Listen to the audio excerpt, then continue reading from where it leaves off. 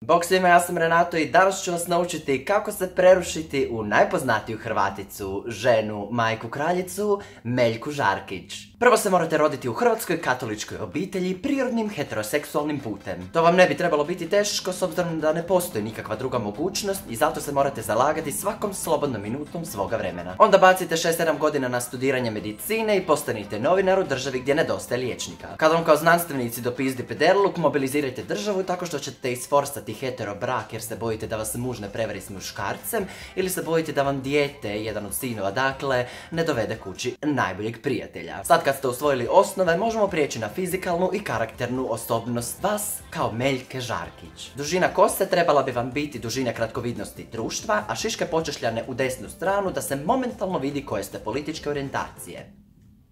Problem je jedino ako se pogledate u ogledalo. Obrve počupajte jednako kao što biste počupali dostojanstvo svake osobe koja se već nalazi u braku. Sjenilo za oči neka bude nevidljivo, baš onako kao što se ne vidi godišnji utržak vaše firme.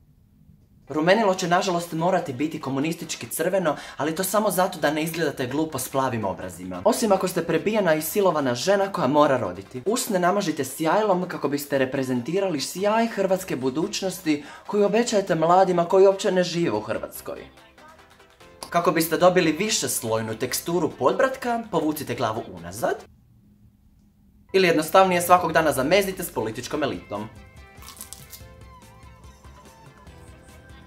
Neka vam se odjeća svede na majice i haljine cvjetnog printa ili bilo što ćete žmirečki uzeti iz ormara vaše bake. Jas. Isto vrijedi i za cipele, ali pripazite ako uzimate pete kako bi one mogle podnijeti teret vaših predrasuda. Govor vam treba biti umirujuć i pasivno agresivan. Morate iznositi nelogične činjenice, utemeljene na nasumičnom homofobnom istraživanju koje je sami autor diskreditirao i na konzervativnom zdravstvenom odgoju pronatalitetne politike, dok u tajnosti surađujete s tvrtkama koje proizvode kontracepcijske pilule. Često držite ruke sklopljenima kako vam laži koje držite u njima ne bi pobjegle. Neprestano klimajte glavom kako biste dali svome govorniku dojam da ga slušate. Nemilosrdno koristite tuđe fotografije i pjesme. Organizirajte festival demokracije u trajanju od nekoliko mjeseci. Bacite dijete bez roditelja u dom, a nikako gej paru. Recite samohranim roditeljima da su neprirodni jer su odlučili biti ili su ostali bez partnera. Pucajte na obiteljske vrijednosti kao što se na vas pucalo 90-ih. Uz ove upute